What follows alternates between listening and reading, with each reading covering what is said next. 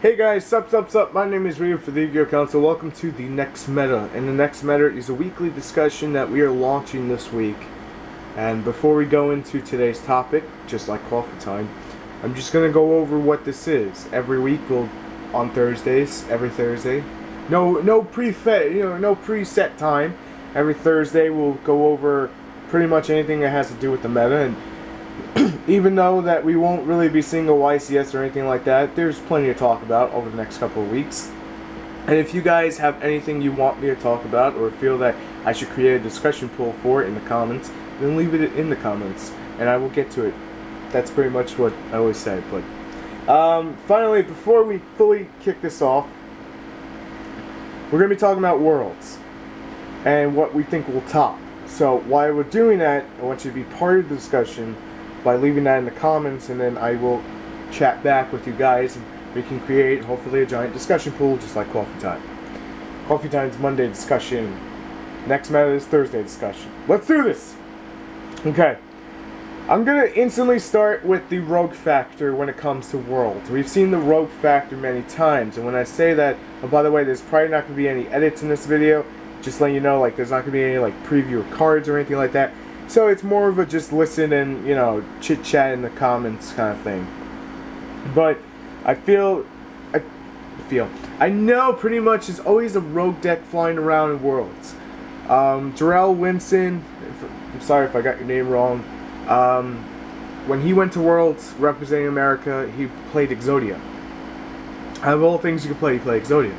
And pretty much that's pretty unexpected when you go to a Worlds. We've seen Frog, Mass Driver, OTK, and that's really where it took off.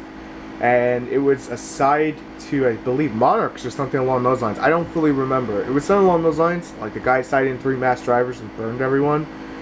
And then there's also Insectors that when they had 1 Dragonfly, 1 Hornet, they took Worlds. I don't know if they won that Worlds, but they were there in droves. The only Worlds that we haven't really seen Rogue that I can recall off the top of my head is the Blackwing format. And I think that had to be around 2005 or 6. Can't do that. That'd be around 2006. And that pretty much was just GBs, Blackwings. That's all it really was, that whole freaking thing. But we're talking about this Worlds. If we're talking about a rogue deck, it would probably be Infinities. And don't kid yourself. You know you love them combos, or you just hate the crap out of them. It's one of the two. It's always one of the two. But Infinities, much like Insectors, have those multi-combos, and they're easy to side against, but Game 1, they could steal that Game 1. Game 2, they could smokescreen you, and you wouldn't even know what happened. But let's get out of the rogue. There's also spellbooks before we end the rogue thing. Spellbooks, Insectors, Dark Worlds, because it's Worlds, you never know. And I want to say Infinities. If we're talking about alternate win conditions, then Exodia. But I mean, the only other time we haven't had a rogue deck at Worlds that I can recall is probably the Dragon Ruler formats. And that was Dragon Ruler and Spellbook, and Spellbook was really not all that good, that format. It was just a lot of surge power, and pretty much Dragons dominated everything. Excuse me, my throat's a little sore. Okay, let's talk about the deck diversity that we'll probably see there. Muramels, Infinities, Fire Fists, hell, even Fire Kings. You never know what's going to come out at Worlds. I feel Muramel is going to have the best opportunity to win this whole thing. That's just me. Hat is not going to really be there. I think Morale Attack is at 1 for Worlds. I'm not fully sure. So, you know, that's something to keep in mind. The UK, Japan, Singapore, all these other countries have multi-diverse, you know, tops. You look at no disrespect to the American players going. You look at all the American players going, and all it is a bunch of hat decks. And you sit there and you're like, could someone just top with something else for Worlds? You know, like, you know, to get at Nationals to get to Worlds, but that wasn't the case. So, Lightsworn, Mermels, these are probably going to be the 2 things we see the most, at least in my opinion. Yu-Gi-Oh! Remember they lost the trap card. It's at 1, or it's either it's at 1 for Worlds or it's not. I don't think it is. I want to say it's not, but I'm not fully sure on that. So maybe Gyugia do have a chance to win Worlds. Maybe, just maybe. There's a lot of factors when it comes into Worlds. It's a surprise factor, it's the player, it's the craziness, and it's a side deck. That's a lot of factors. And then, of course, there's luck. You can never go and deny luck. You never know what a player will bring. Hell, they may bring Ghost Tricks and win with Ghost Tricks. And you'd be sitting there like, how the hell did I lose the Ghost Tricks? You know, at Worlds, of all things, I lost the Ghost Tricks. And it's, you know, something, to me, it's always something that is going to be unexpected and not expected to, you know, win Worlds. I still want to put my bet on Mermails because of, you know, how they search each other out, they float, you know, they have the combo power. They have what it takes. Gyugia have the same thing, but with a slower setup. But then there's one deck we can never count out, because if I count it out, everyone will get on my ass. It's Dragon Rulers. They can come in any which way form. They can come in the Mythic, they can come in a Light Sworn, they can come in some Insector brand new version hybrid of 6 Samurais. I'm not even joking about that, which is kind of scary. You had a phone call, sorry. But Worlds is a very, very different stage where you don't know what's going to top. And I believe Konami's going to be live streaming it, so I'm not fully sure. I don't even know the date anymore of when they're streaming it. That's how, like, lost my head is with things recently.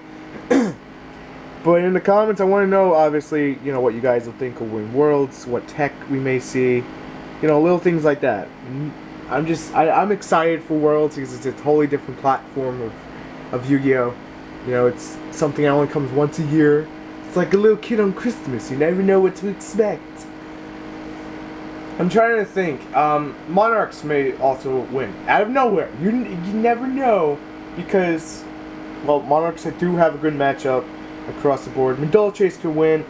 Everything that's topped the Nationals or has helped top of YCS, whatever, this format, you never know. It could just pop its ugly freaking head and just win. If I was at Worlds, honestly, I'd probably side like Shadow and Prison Mirror, just, you know, or Skill Drain, stuff that's going to hit across the board. I may, like, if I was there, I'd probably run Malefics, as crazy as that sounds, because of the anti-meta may actually help against anything you may come across. And that may be something we see too, you know, it's hard to predict. I also want to know in the comments, I know I've been saying this like all video, what you guys are hoping matchup wise to see. I'm hoping for something completely different than we've been having. I mean, if it comes down to spellbooks and dragons, I'm just going to be sitting there like shaking my head. Like we had this, I think, about a year ago or two, and we're getting it again. I mean, Worlds are not really going to affect card prices, so if you're holding out for stock market or anything like that, it's not going to affect it. This pretty much marks the end of, you know, the competitive season for a little bit. I believe there's a YCS afterwards and maybe an ARG, and just, it'll come down to your local tournaments and that'll be it. And that's pretty much what meta will define until we get to October. And something else I want to touch upon real quick, just real quick. Okay, well, I'm interrupted 18 times, and you know I'm filming, and they're going to be fired. Anyways, what I want to touch upon real quick is that the OCG will be experiencing the same kind of time of the ban list, so we may actually finally see, hopefully, something that is together again, not sound that way, because it makes it easier for me. And I just like it better. I don't know. I just like it better. No, honestly, I don't know if we're going to see a whole set 5 format, you know, over there. It's going to be even playing ground. Hell. Heavy Storm may be legal there. Polyvirus may be legal there. I'm not fully sure because I don't have the list in front of me. Can you imagine if Trishulia... Oh, wait, Trishulia's not. I saw that on the list. I remember that much. I don't know if Heavy was on there or Polyvirus, but it doesn't really matter. So, Hat probably won't take it, and then out of nowhere, it takes it. Maybe it'll be some new form of Trap Tricks. Just maybe. Maybe it'll be, there's something, tip of my tongue. I can't remember the deck. A few years ago. Maybe before I go TK, I'll take it. Because I've seen that deck, and that deck is crazy. And probably be doing something with that over the next few days. Wink, wink. Surprises. So, as I was saying with the whole meta thing is, it's not going to affect your locals, it's not going to affect the values. You don't have to worry about that. You don't have to say, my card's going to go down in value. No. All we can really focus on in the future is Shaddolls and Satella Knights and Ying Zing and everything that comes out of that freaking set and pendulums. I believe pendulums are legal for this, so maybe we'll get some guy who's crazy enough and just goes, look, I'm going to run with pendulums because no one will expect it.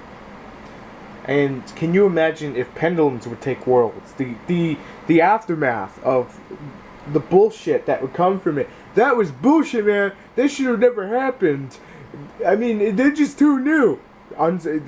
Surprise factor. Surprise factor plays a big role at what you'll see at Worlds. Hell, we may even see Exodia again. Just because it's Worlds. You never know what to expect. All you can know to expect is that this is our version of pretty much like, I want to say the Super Bowl or the World Cup. This is the, Yu-Gi-Oh's version of that.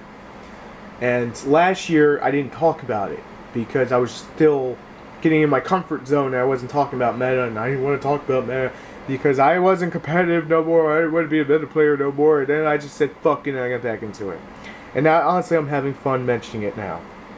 Worlds is very exciting for me and many of you and the people going there. And I wish them the best.